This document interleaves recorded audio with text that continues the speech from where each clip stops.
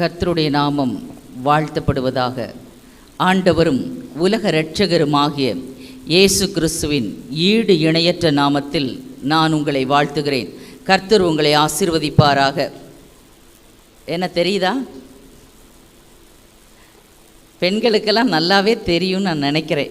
எத்தனை வருடத்துக்கு முன்னாடி பார்த்தீங்கன்னே? ஒரு 2-3 வருடங்கள் இருக்குமா? இருக்கும்.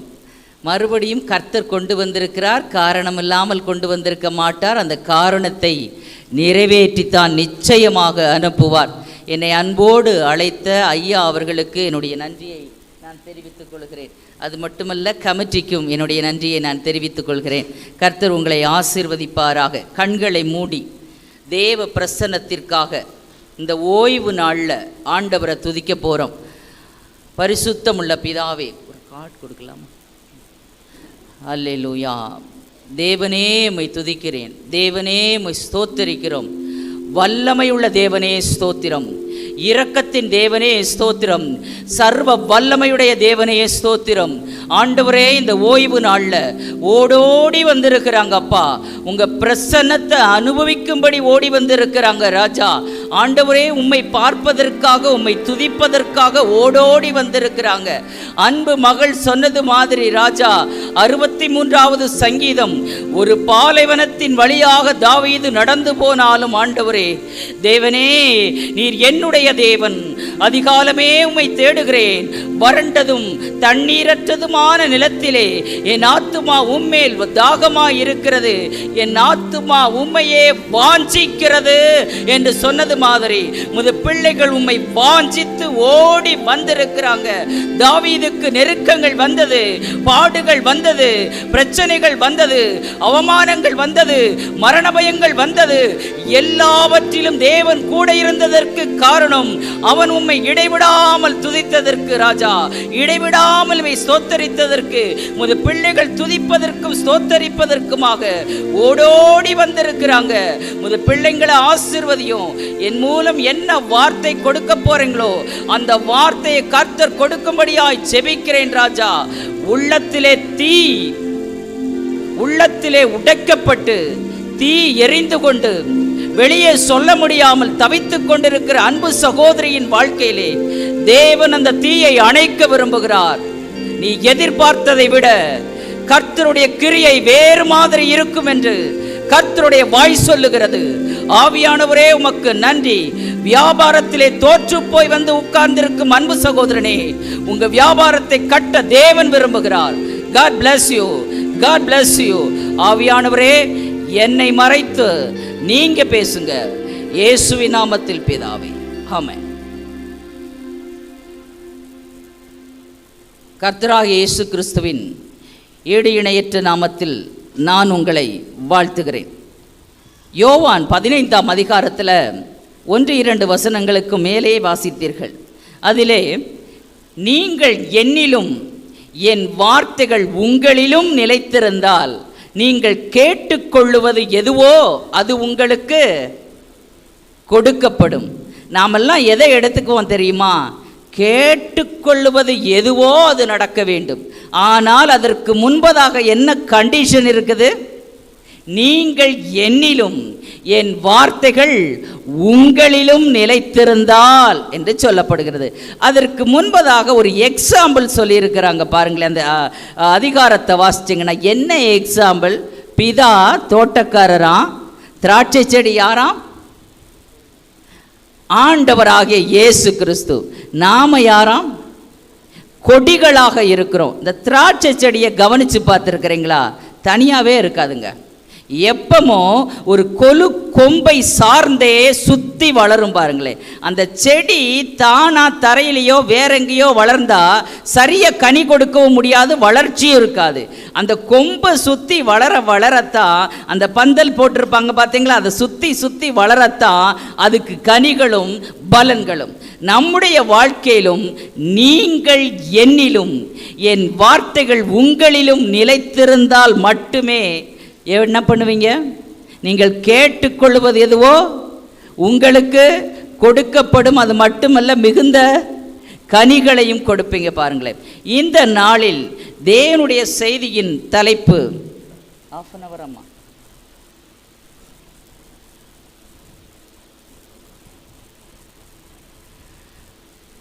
நீ எந்த செடி என்கிற ஒரு தலைப்பு பாருங்களேன்.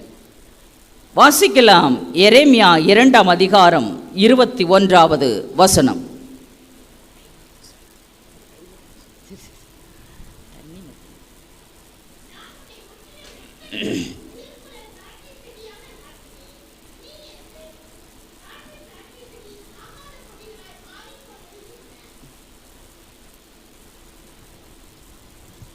நான் உன்னை முற்றிலும் நற்கனி தரும் உயர்குல திராட்சை செடியாக நாட்டினேன். நீ எனக்கு காட்டு திராட்சை செடியின் ஆகாத கொடிகளாய் மாறிப்போனது என்ன? தலைப்பு என்ன கொடுத்திருந்தேன்? நீ எந்த செடி? இனி ஒரு தலைப்பு கொடுக்கட்டுமா? நீ உயர்குல திராட்சை செடியா காட்டு திராட்சை செடியா? உயர்குல திராட்சை செடி தோட்டத்துக்குள்ள இருக்கும். காட்டு திராட்சை செடி தோட்டத்துக்கு வெளியே இருக்கும். காட்டு திராட்சை செடியில் பலன்கள் அதிகமாக பார்க்க முடியாது. அது மட்டுமல்ல, அந்த திராட்சை செடி எதையும் எதிர்பார்க்க முடியாது. பாதுகாப்பை எதிர்பார்க்க முடியாது, அதாவது வேலியை எதிர்பார்க்க முடியாது, பராமரிப்பாளரை எதிர்பார்க்க முடியாது, தோட்டக்காரனை எதிர்பார்க்க முடியாது. அது மட்டுமல்ல, தண்ணியையோ உரத்தையோ எதையுமே எதிர்பார்க்க முடியாத நிலைமை தான் காட்டு திராட்சை செடிக்கு.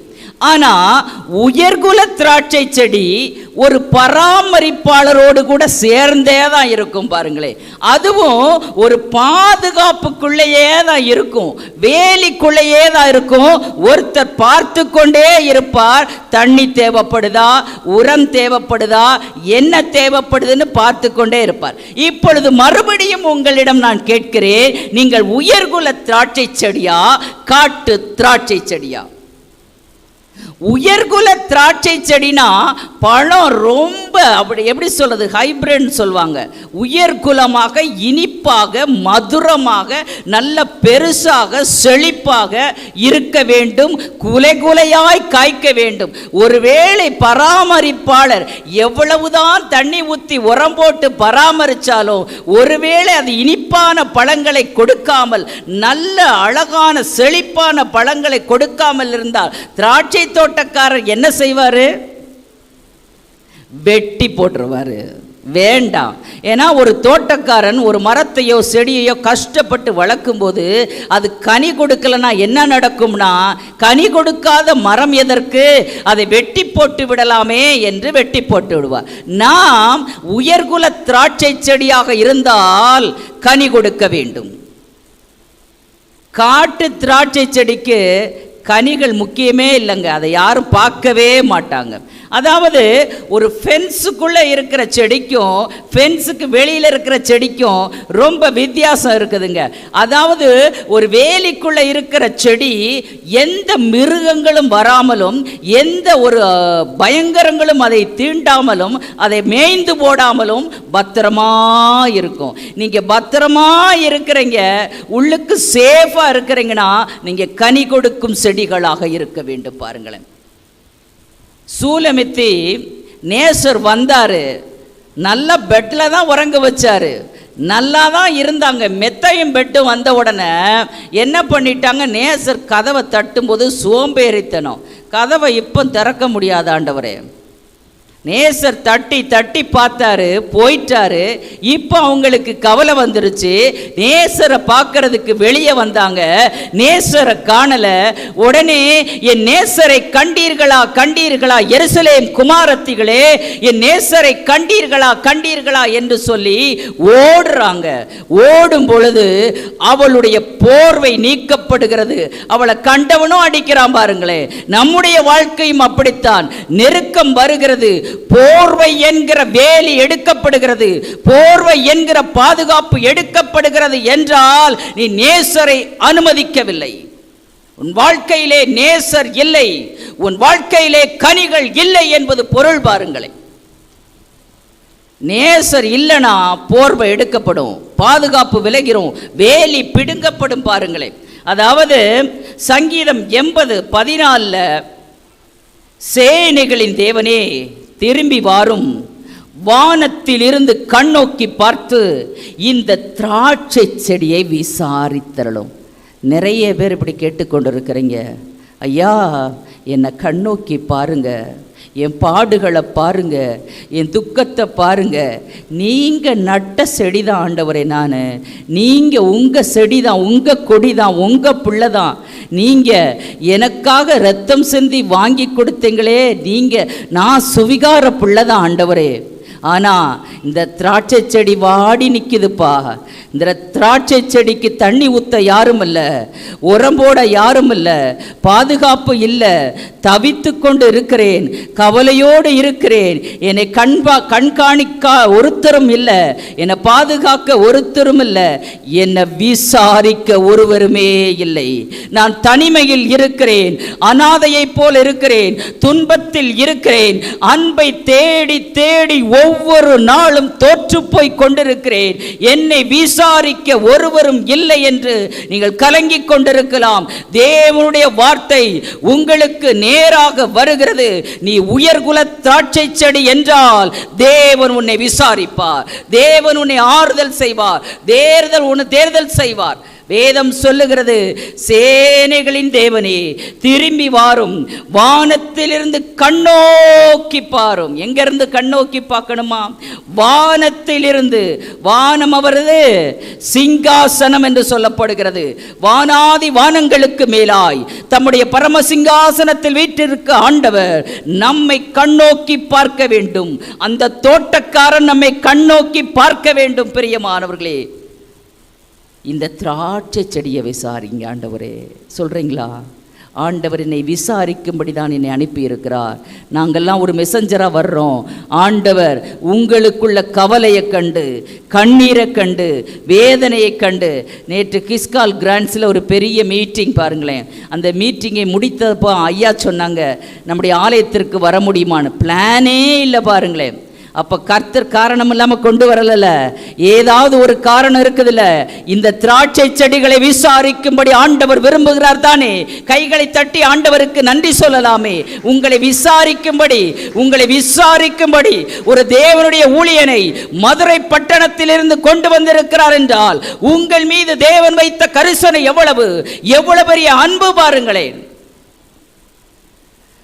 சங்கீதம் 80:15 அதே இதில் 14:15 சொல்லுகிறது, உம்முடைய வலது கரம் நாட்டின கொடியையும் உமக்கு நீர் திட்டப்படுத்தின கிளையையும் கட்டாட்சித்தருளும் என்று சொல்லப்படுகிறது. எப்படி நாட்டியிருக்கிறாராம்? வலது கரத்தினாலே நம்மை நாட்டி வைத்திருக்கிறார் என்று வேதம் சொல்லுகிறது. பாருங்களேன், ஏசாயா தீர்க்கதரிசி ஒரு திராட்சை தோட்டத்தை குறித்து ஒரு பாடல் பாடுகிறார். என்ன அதிகாரம் தெரியுமா? ஏசாயா 5ஆம் அதிகாரத்தில் என்ன பாட்டு பாடுறாரு அப்படின்னா, இப்பொழுதும் நான் என் நேசரிடத்தில் அவருடைய திராட்சை தோட்டத்தை குறித்து என் நேசருக்கேற்ற ஒரு பாட்டை பாடுவேன். என் நேசருக்கு மகா செழிப்பான மேட்டிலே ஒரு திராட்சை தோட்டம் உண்டு என்று சொல்கிறார். எங்க இருக்குதாம்? மகா செழிப்பான மேட்டுல அவருக்காக ஒரு திராட்சை தோட்டம் இருக்குதாம். திராட்சை தோட்டம் என்பது நாம் கர்த்தருடைய ஜனம். அவருக்கு ஒரு தோட்டம் இருக்கிறதாம். அந்த தோட்டம் எங்கே இருக்கிறதாம்? மகா செழிப்பான மேட்டிலே இருக்கிறதாம். இஸ்ரவேல் ஜனங்களை எகிப்திலிருந்து எடுத்துக்கொண்டு வந்து, ஒரு செடியை எடுத்துக்கொண்டு வந்து, ஒரு கிளையை எடுத்துக்கொண்டு வந்து எங்க நாட்டினார் தெரியுமா? எகிப்திலிருந்து எடுத்துக்கொண்டு வந்து எங்கே நாட்டினார்? மகா செழிப்பான பாலும் தேனும் ஓடுகிற கானானிலே நாட்டினார். எதற்காக மகா செழிப்பான மேட்டில் நாட்டினார் தெரியுமா? நல்ல கனிகளை கொடுக்க வேண்டும், நல்ல வளர்ச்சி அடைய வேண்டும், நல்ல பலன்களை கொடுக்க வேண்டும், அவர்கள் ஆசீர்வாதமாக இருக்க வேண்டும் என்பதற்காக. நம்மையும் உலகத்தில் எத்தனையோ கோடி மக்கள் இருக்கிறாங்க. ஆனால் நாம ரட்சிக்கப்பட்ட தேவனுடைய ஜனம். எதற்காக கர்த்தர் நம்மை மட்டும் வேறு பிரித்திருக்கிறார்? எதற்காக இங்கே வந்து உட்கார்ந்து இருக்கிறீங்க? உங்களை மகா செழிப்பான இடத்திலே நாட்ட வேண்டும் என்பதற்காகத்தான், உங்களை ஆசீர்வதிக்க வேண்டும் என்பதற்குத்தான், நீங்கள் செழிப்பான கனிகளை கொடுக்க வேண்டும் என்பதற்காகத்தான். பாருங்களேன், இந்த ஏசாயா தீர்க்கதரிசி சொல்லும்போது அந்த தோட்டத்துக்கு ஆண்டவர் ஒரு வேலி போட்டாராம். தோட்டம்னாலே முதல்ல செய்ய வேண்டிய காரியம் என்ன தெரியுமா? வேலி போடுவாங்க. நம்ம ஆண்டவர் எகிப்திலிருந்து ஒரு கொடியை கொண்டு வந்து மகா செழிப்பான மேட்டிலே நட்டு அதற்கு ஒரு வேலி அடைத்து, 2வது வசனம், அதற்கு ஒரு வேலி அடைத்து, அது மட்டுமல்ல அதில் இருக்கிற கல்லெல்லாம் பார்த்து பார்த்து பார்த்து பொறுக்கி எடுத்தாராம். வேண்டாத கல், பாவம் என்கிற கல், இச்சை என்கிற கல், இன்னும் செடியை வளர விடாதபடிக்கு எதெல்லாம் தடையா இருக்குதோ எல்லா கல்லையும் உடைச்சு எடுத்து பொறுக்கி சுத்தம் பண்ணி, அதாவது ஒரு தோட்டக்காரன் வேலி அடைத்த உடனே செய்கிற முதல் காரியம் என்னன்னா, நிலம் உழப்படும்.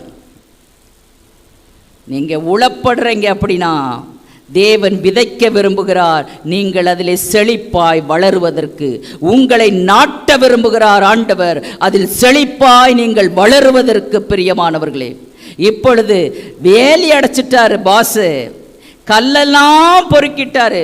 நம்ம வாழ்க்கையில் இருக்கிற எல்லா கற்களான பாவங்கள், இச்சனைகள், எல்லா வேதனைகள், துன்பங்கள், முள்ளு, கல்லு, கரடு, முரடு எல்லாம் வெளியே போயிருச்சு. பாருங்களேன், இப்போ அதிலே நற்குல திராட்சை செடியை நட்டு என்று சொல்லப்படுகிறது. எப்படி நட்டு?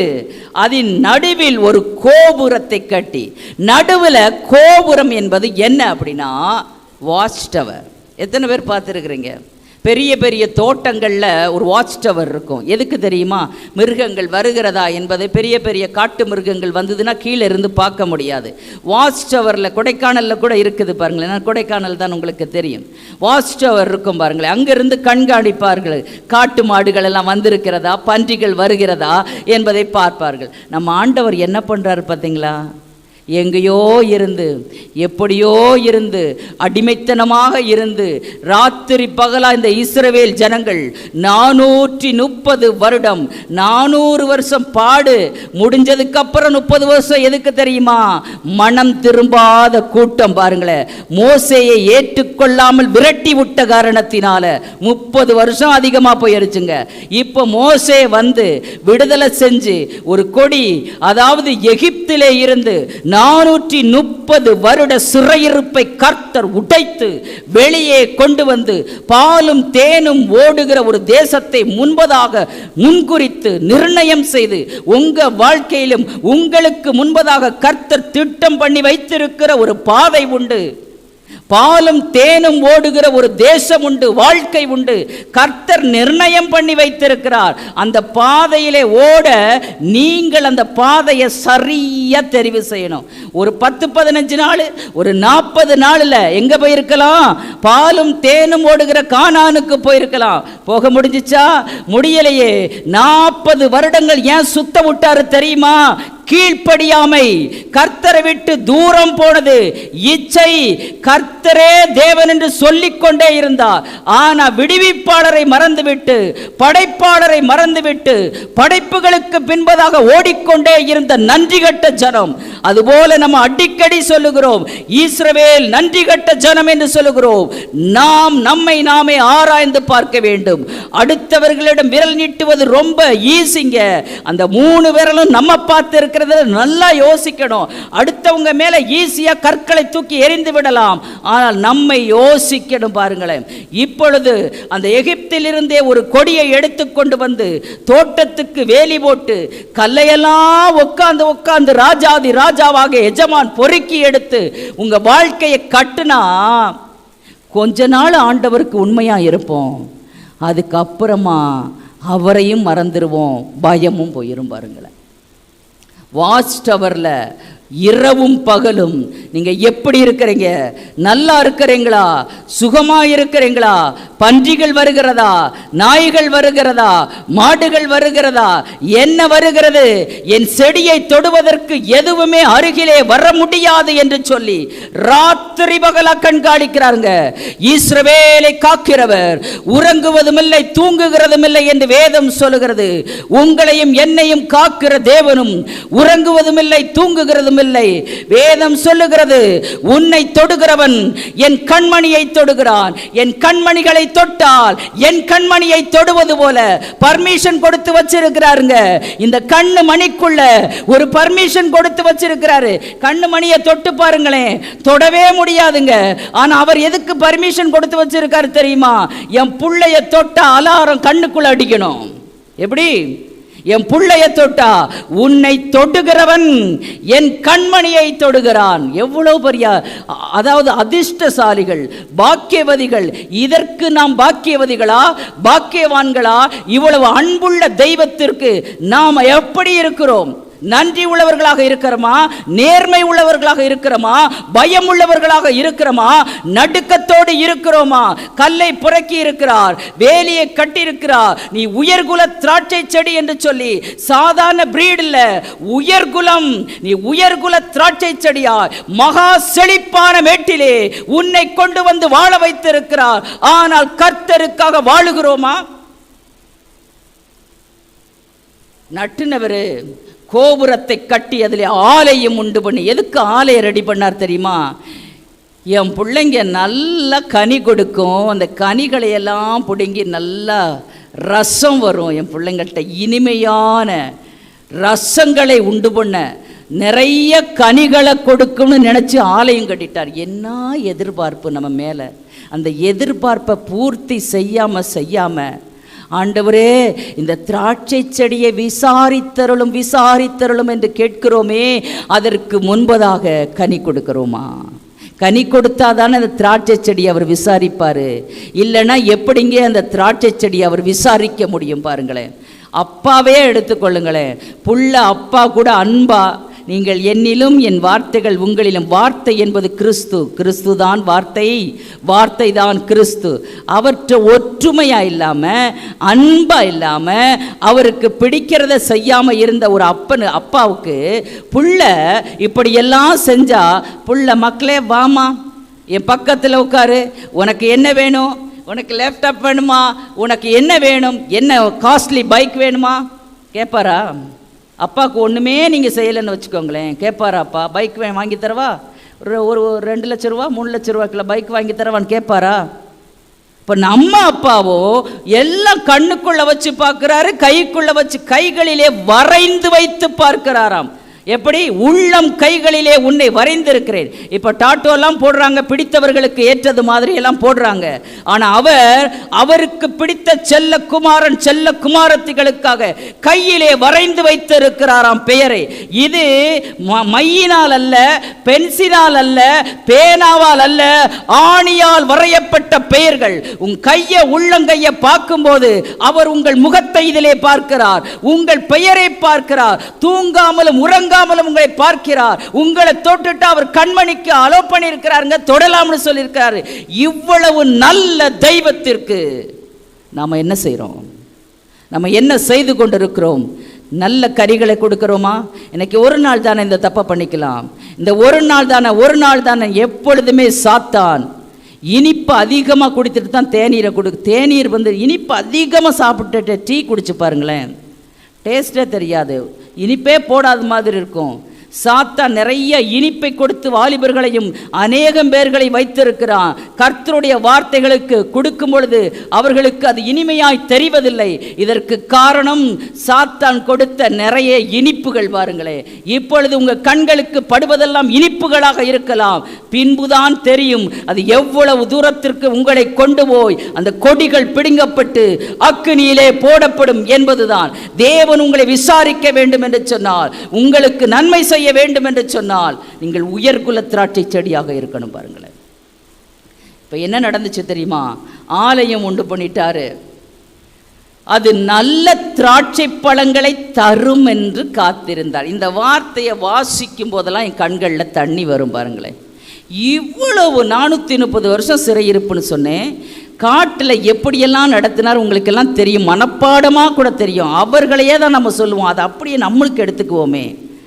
என்ன சொல்லுவோம்? செருப்பு தேஞ்சு போகலையாம், சட்டை பழசா போகலையா. 40 வருஷம் அது எப்படி நடந்துச்சுன்னா, ஒரு தகப்பனை போல தோளிலே தூக்கி சுமந்த ஆண்டவர் பாருங்களேன். கழுகு தன் கூட்டை கலைத்து குஞ்சுகளின் மேல் அசைவாடி, எப்படி ஒரு கழுகு என்ன பண்ணும் தெரியுமா? கூட்டை கலைச்சிரும். அந்த குஞ்சுகளுக்கெல்லாம் இப்படி ஒரு கொடூரமான தாயான்னு தோணும். ஆனால் கூட்டை கலைக்கிறது எதுக்கு தெரியுமா? நீ தானா பறப்பதற்காகத்தான். உங்கள் வாழ்க்கையிலே கூடுகள் கலைக்கப்படுகிறது என்றால் நீங்க சிறகடிக்க ஆண்டவர் விரும்புகிறார், சிறகடித்து எழும்பே விரும்புகிறார்.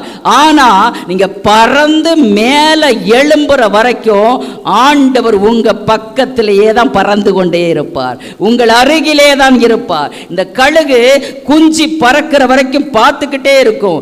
லேசா தடுமாற்ற வருது, பயம் வருது, கீழே விழுக போதுனா சட்டுன்னு செட்டைகளை விரித்து செட்டைகளுக்கு மேலே தூக்கி வைத்து பறந்து போகும். அதுபோலதான் இஸ்ரவேல் ஜனங்களை 40 வருடங்கள் தோளின் மேல் சுமந்து வந்த ஆண்டவர் பாருங்களேன். கால்கள் வீங்கலையாம், சட்டை பழசா போலையாம், செருப்பு பழசா போகலையாம். 40 வருஷம் இப்படி நடக்குமா? எங்கேயும் ஒரு மாசத்துக்கு மேல செருப்பு தாங்காது பாருங்களேன். அப்படின்னா யாருங்க சுமந்து கொண்டு வந்தது? அப்படி சுமந்து கொண்டு வந்த ஆண்டவர் மகா செழிப்பான மேட்டிலே நாட்டினார், வேலி அடைத்தார், எல்லாம் பழுது பார்த்தார், எல்லாம் சரி செய்தார். பழுது பார்ப்பதற்கு சாதாரண விலை கொடுக்கவில்லை, உடலை கொலை செய்ய கொடுத்த மகா பெரிய ஆண்டவர் பாருங்களேன்.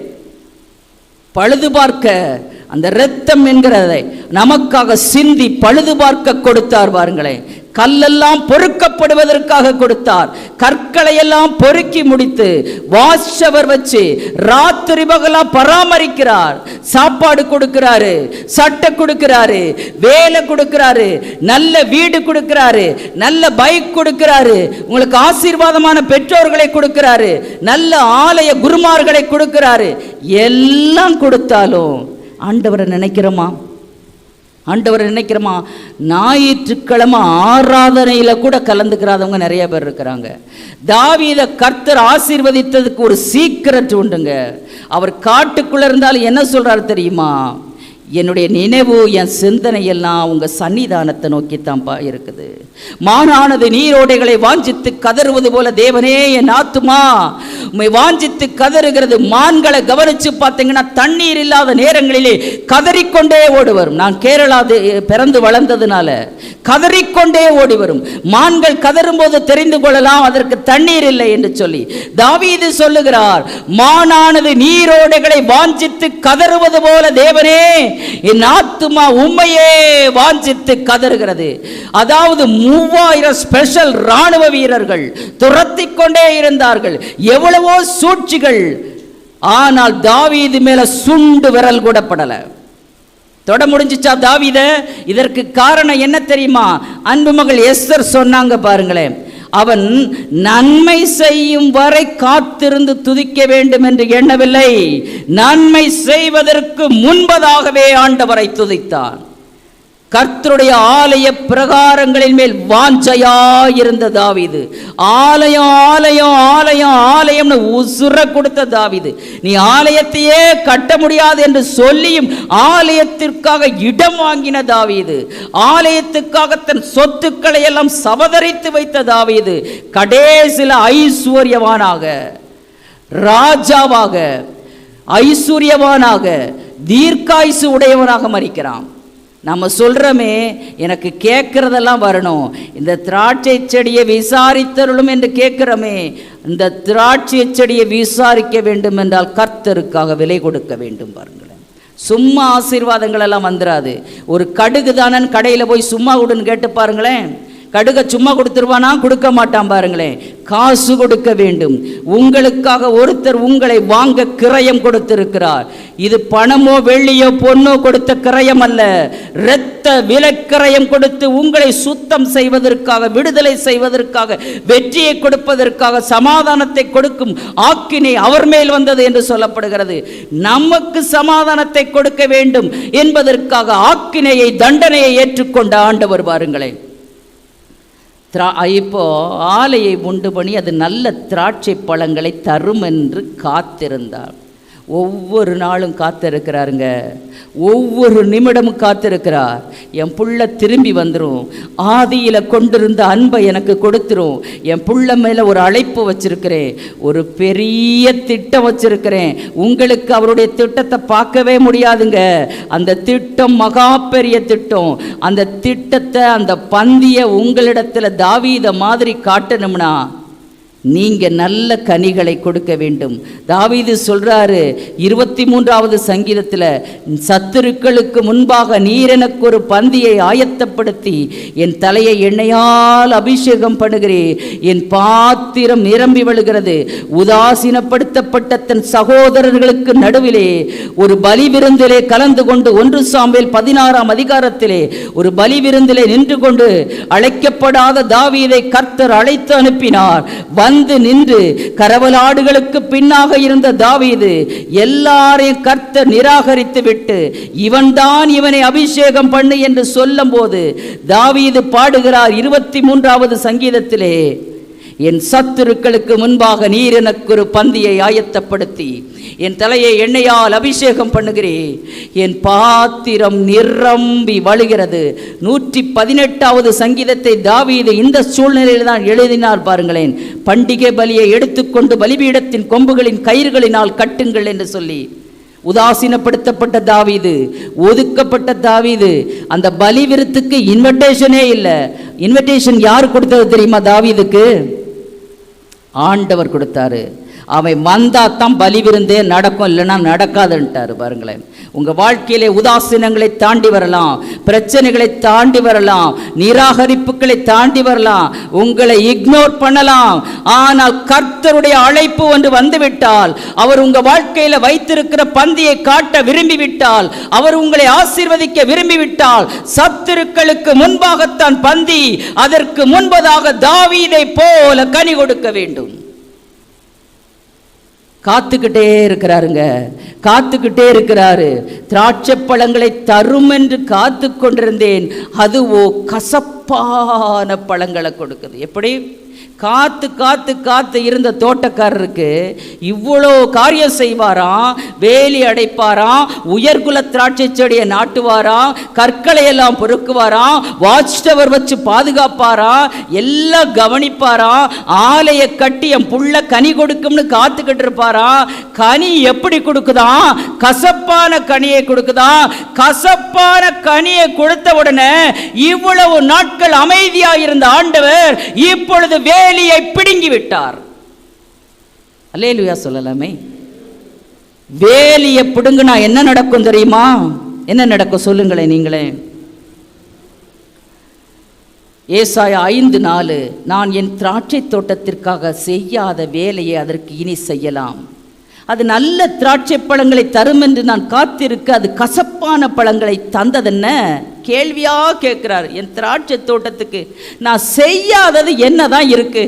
சாப்பாடு கொடுக்கிறேன், சட்டை கொடுக்கிறேன், வேலை கொடுக்கிறேன், வீடு கொடுக்கிறேன், கார் கொடுக்கிறேன், கேட்கறதெல்லாம் கொடுக்கிறேன், பாவத்திலிருந்து வெளியே கொண்டு வந்தேன், பாவ மன்னிப்பை கொடுத்தேன், அவளை வாழ வைக்கணும்னு நினைக்கிறேன், ஆசீர்வதிக்கணும்னு நினைக்கிறேன், உயரத்தில் வைக்கணும்னு நினைக்கிறேன், நல்ல பலன்களை கொடுக்கணும்னு நினைக்கிறேன். இவ கசப்பான பழங்களை கொடுக்குற. நான் செய்யாதது தான் இந்த தோட்டத்துக்கு என்னன்னு கேட்கிறார் பாருங்களேன். 5 நாளில் நான் செய்யாதது தான் என்ன? இப்பொழுதும் நான் என் திராட்சை தோட்டத்துக்கு செய்வதை உங்களுக்கு அறிவிக்கிறேன். கடைசியாக ஒரு எச்சரிப்பின் சத்தம் வருகிறது. உங்களை விசாரிக்க விரும்புகிறார், உங்களை ஆசீர்வதிக்க விரும்புகிறார், நீங்கள் விரும்புவதை கொடுக்க விரும்புகிறார். உயர்குல திராட்சை செடியாக நாட்டின நீங்கள் கனி கொடுக்காமல் கசப்பான பழங்களை கொடுத்தால் ஒரு எச்சரிப்பின் சத்தம் என்ன தெரியுமா? இப்பொழுதும் நான் என் திராட்சை தோட்டத்துக்கு செய்வதை உங்களுக்கு அறிவிக்கிறேன் என்கிற கர்த்தருடைய வார்த்தை. அதன் வேலியை எடுத்து போடுவேன், அது மேய்ந்து ஓடப்படும், அது அடைப்பை தகர்ப்பேன், அது மிதியுண்டு போகும், அதை பாழாக்கி விடுவேன். அது கிளை நறுக்கப்படாமலும் களை கொத்தி எடுக்கப்படாமலும் போவதினால் முச்செடியும் நெருஞ்சலும் முளைக்கும், அதன் மேல் மழை பெய்யாதபடிக்கு மேகங்களுக்கு கட்டளையிடுவேன் என்கிறார். என்றார் அல்ல, பிரசன்ட் டென்ஸ், என்கிறார். மனசளவில் அப்படியே ஒப்பு கொடுங்க. ஆண்டவரே, இவ்வளவு நாட்கள் இவ்வளவு பெரிய அன்பை நான் அனுபவிக்க தெரியாமல் இருந்து விட்டேன். நீர் விசாரிக்க விரும்புகிறீர், ஆசீர்வதிக்க விரும்புகிறீர், உயர்த்த விரும்புகிறீர். மேன்மையான இடத்துல, மகாமேட்டின் மேல மேன்மையான இடங்களை எனக்கு கொடுக்க விரும்புகிறீர்.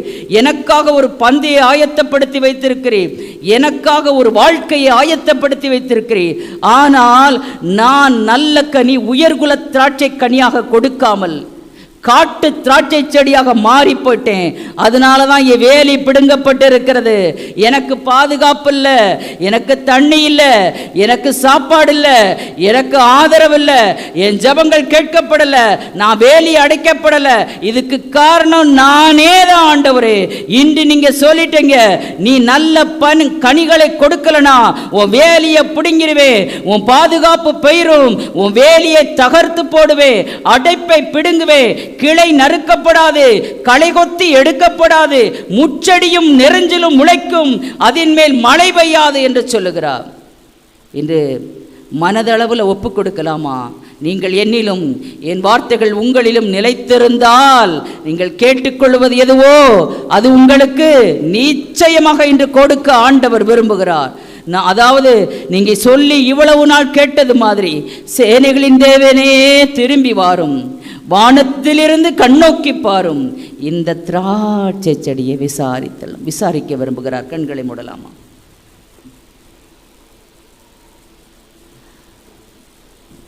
யாரும் வெட்கப்பட வேண்டாம். யாராவது மனசில் உங்களுக்கு இந்த தேவ செய்தி உணர்த்தினால், கர்த்தர் பேசினால், உங்கள் கரங்களை உயர்த்தினால், உங்களை விசாரிக்கும்படி கர்த்தர் விரும்புகிறார், உங்களை ஆசீர்வதிக்கும்படி கர்த்தர் விரும்புகிறார். யாரையும் பார்க்காதீங்க. உங்கள் கைகளை உயர்த்தினா விசேஷித்த பிரார்த்தனை உங்களுக்கு செய்ய நான் ஆசைப்படுகிறேன். உங்களை ஆசீர்வதிக்கும்படி, உங்களை பலப்படுத்தும்படி, உங்களை உயர்த்தும்படி, உங்களை செழிப்பாக்கும்படி. ஆண்டவரே, கைகளை உயர்த்தின என் அன்பு சகோதரனை மது கரத்திலே கொடுக்கிறோம், சகோதரிகளை மது கரத்தில் கொடுக்கிறோம். ஐயா, இந்த திராட்சை செடியை விசாரிங்கப்பா. நான் உடைக்கப்பட்டிருக்கிற ஐயா, நான் நொறுக்கப்பட்டிருக்கிற ஐயா. இந்த பாடுகள் எதுக்காக தெரியாம இவ்வளவு நாட்கள் கஷ்டத்துக்கு மத்தியில் கடந்து போயிருக்கிறேன். இப்பதான் தெரியுது நான் காட்டு திராட்சை செடியா இருந்திருக்கிறேன்ப்பா. அதனால தான் கவனிப்பு இல்லாம இருந்திருக்கிறேன், விசாரிக்கப்படாம இருந்திருக்கிறேன், கண்ணீரோடு இருந்திருக்கிறேன். எவ்வளவுதான் இருந்தாலும் எனக்கு ஆசீர்வாதமே இல்லாததுக்கு காரணம், செழிப்பில்லாமல் போனதற்கு காரணம், பலன் இல்லாமல் போனதற்கு காரணம், நான் நல்ல திராட்சை பழங்களை கொடுக்கல ஐயா. இன்றிலிருந்து ஒரு முடிவெடுக்கிறேன், நல்ல திராட்சை பழங்களை கொடுக்க ஆசைப்படுகிறேன் என்று மனசார கை தூக்கி இருக்கிற என் அன்பு சகோதரர்களை ஆசீர்வதிங்க, என் அன்பு சகோதரிகளை ஆசீர்வதிங்க, வாலிப பிள்ளைங்களை ஆசீர்வதிங்க ஐயா. இவர்களை மகா செழிப்புள்ள மேட்டிலே நடுவீர். அதற்காக இன்று என்னை கொண்டு வந்திருக்கிறீர் ஐயா. கர்த்தருடைய வார்த்தை சொல்லுகிறது, அன்பு மகனே, தேவன் உன்னை செழிப்பான மேட்டில் நடுவாரு, செழிப்பான மேட்டில் நடுவாரு. மிகுந்த கனிகளை கொடுப்பாய், மிகுந்த கனிகளை கொடுப்பாய். இந்த திராட்சை செடியை விசாரிப்பீங்களா ஆண்டவரேன்னு கேட்கிற அம்மா, உங்களை தேவன் பார்த்து கொண்டே இருக்கிறார். அநேக நாட்கள் துக்கத்தோடு நடந்த உங்க வாழ்க்கையில தேவன் ஒவ்வொரு நாளும் உங்களை விசாரித்ததை நீங்கள் கண்டு கொண்டிருக்கிறீர்கள். உங்க காலு சறுக்குன போதெல்லாம் அவர் கரை உங்களை தூக்கி எடுத்திருக்குது, மார்போடு அணைச்சிருக்குது. அம்மா, ஆண்டவரே உமது பிள்ளையை ஆசீர்வதியும், இந்த திராட்சை செடியை ஆசீர்வதியும், இந்த திராட்சை செடியை விசாரித்தருளும். இங்க குடும்ப பிரச்சனையை மாற்றுங்க. உடைந்து கிடக்கிறது, பிரிந்து கிடக்கிறது. உங்க வாழ்க்கையை கர்த்தர் சேர்க்க விரும்புகிறார். திராட்சை செடியை கர்த்தர் விசாரிக்கிறார். ஆவியானவரே நன்றி. என்னை கொண்டு வந்த திட்டத்தை இந்த இடத்திலே தேவன் நிறைவேற்றி விட்டீர். அதற்கு நன்றி, கோடான கொடி நன்றி. ஆமென்.